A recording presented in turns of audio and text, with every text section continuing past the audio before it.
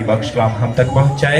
हम सभी अपने कदमों में खड़े होंगे और खुदावंद के जलाल के लिए जोरदार ताली बजाएं।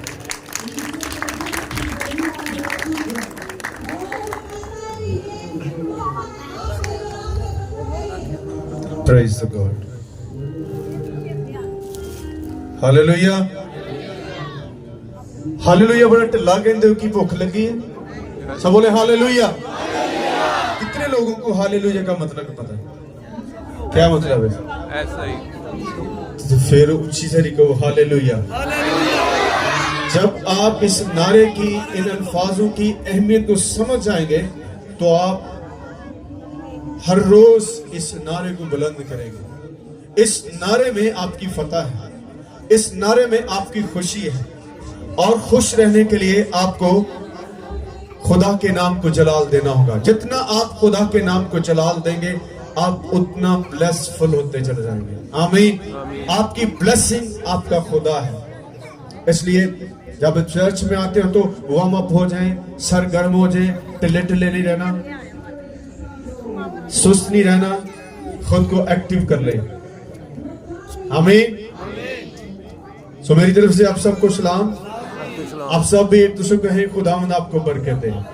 जाएं, जरा पीछे तक जाएं, थोड़ा सा अपने आप को हिलाएं और एक दूसरे को खुदा की बरकत जो है वो तकसीम करें। Glory to Jesus, praise the God, thank you Jesus, hallelujah, hallelujah, praise the Lord.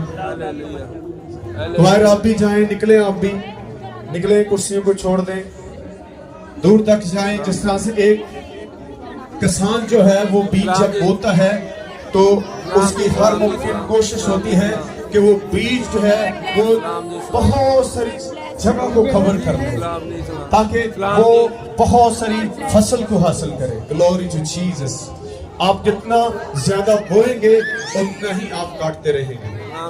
Glory to Jesus, praise the God, thank you Jesus, thank you Jesus, thank you Jesus.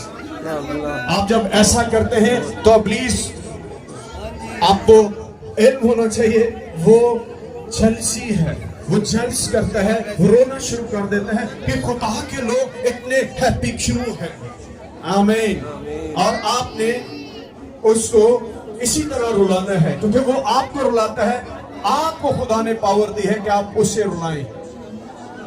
Hallelujah, praise the God Jesus, praise the God Jesus, thank you Jesus, thank you Jesus, hallelujah, hallelujah, glory to Jesus.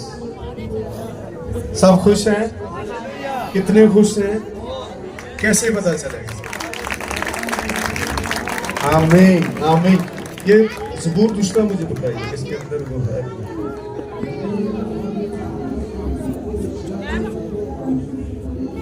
Hallelujah, thank you.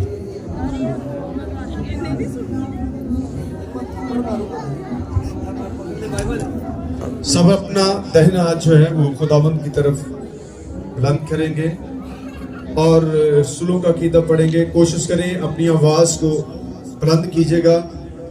मैं ईमान रखता हूँ खुदा कादिर मुतलक बाप पर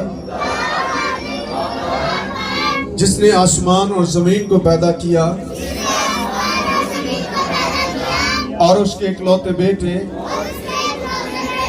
हमारे खुदाम यीशु मसीह पर जो रूहुल कुद्दस की कुदरत से पेट में पड़ा, हमारी मरियम से पैदा हुआ, पेंतुस पिलातुस की हुकूमत में दुख उठाया, मसलूब हुआ, मर गया और दफन हुआ, तीसरे दिन मुर्दों में से जी उठा, आसमान पर चढ़ गया और खुदा कादिर मुतलक बाप की दाहिनी तरफ बैठा है, जहां से वो जिंदों और मुर्दों की अदालत करने को आएगा। मैं ईमान रखता हूं रूहुल कुद्दस पर, पाक कुलिया कलीसिया पर, मुकस्सों की रफाकत, गुनाहों की मुआफी, जिस्म के जी उठने, और हमेशा की जिंदगी पर। आमीन। तशरीफ रखें।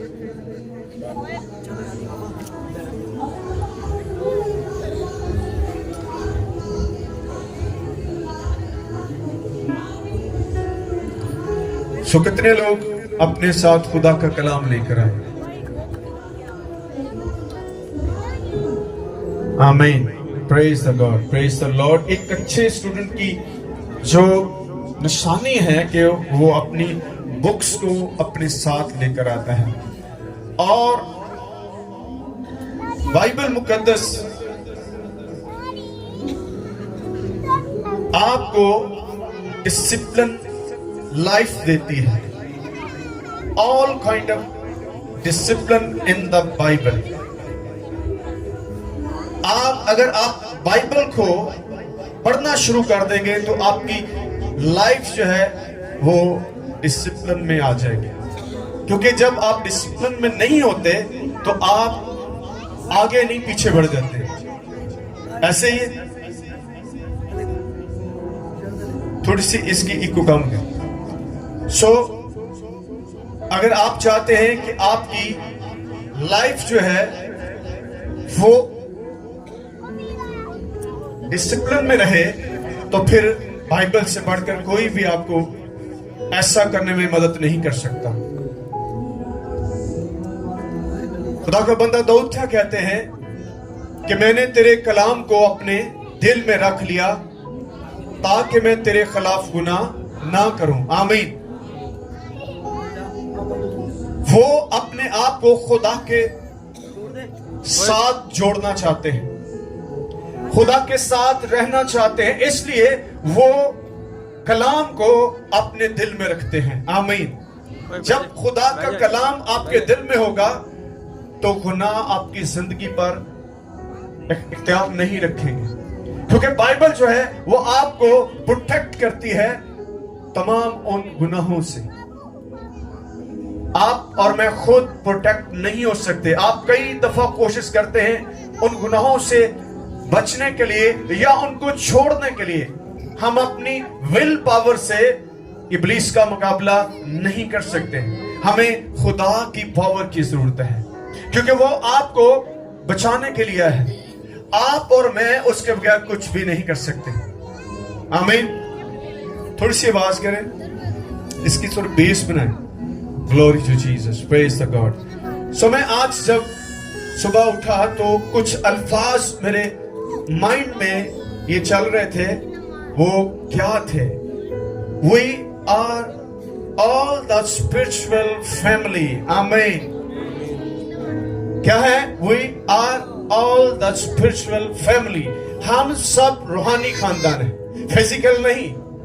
फिजिकली रिलेशन जो है ये ब्रेक हो जाएगा, लेकिन स्पिरिचुअल रिलेशन फॉरएवर है। इसलिए आपको अपने जिस्मानी रिश्तों से ज्यादा अपने स्पिरिचुअल रिलेशन को ज्यादा तरजीह देनी है, क्योंकि बदनी रिश्ते जो हैं वो आप जानते हैं वक्त के साथ टूटते रहते हैं, लेकिन हमारा रूहानी रिश्ता जो है वो फॉरएवर है। आप जब इस दुनिया को छोड़ेंगे तो ऊपर भी आपके लिए एक रूहानी माहौल आपको मिलेगा। तो इसलिए आपने आपको रूहानी बनाए, जिस्मानी ना बनाए। आमीन। सो आज हम सुबह बात करेंगे, आज के कलाम में से हम इस बात को पढ़ेंगे भी और सीखने की भी कोशिश करेंगे। Peace of God. Peace of God जो है अगर आपके पास नहीं है तो आप कुछ नहीं है। आप दुनिया में सब कुछ हासिल कर सकते हैं, आप दौलत को जितना भी ज्यादा कोशिश कर सकते हैं आप ले सकते हैं, मिल सकती है। बहुत सारे लोगों के पास बहुत सारी दौलत है, अरबों खरबों के वो मालिक हैं, यहां तक कि वो गिन भी नहीं सकते इतनी इनके पास तादाद या इतनी दौलत है। बहुत सारे बंगले हो सकते हैं, बहुत सारी घर हो सकते हैं, बहुत कुछ बड़ी लग्जरी गाड़ियां भी हो सकती हैं, लेकिन उनके पास इत्मीनान नहीं है। आमीन। तो आज सुबह आपने कहना है खुदा मुझे अपना इत्मीनान दे। सब बोले अपना इत्मीनान दे।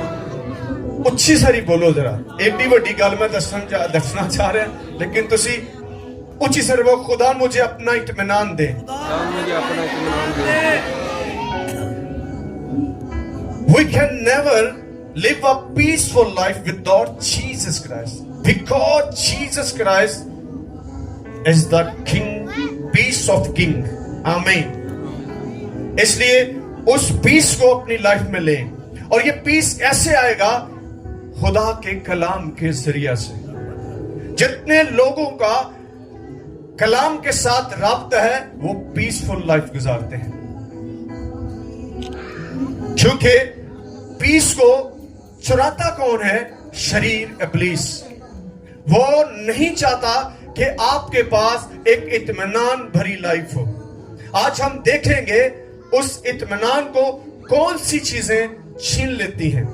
आपको बहुत ही मुतात होकर, बहुत बी केयरफुल होकर खुदा के साथ आपको चलना पड़ेगा, क्योंकि आपको खुदा से सेपरेट कौन करता है?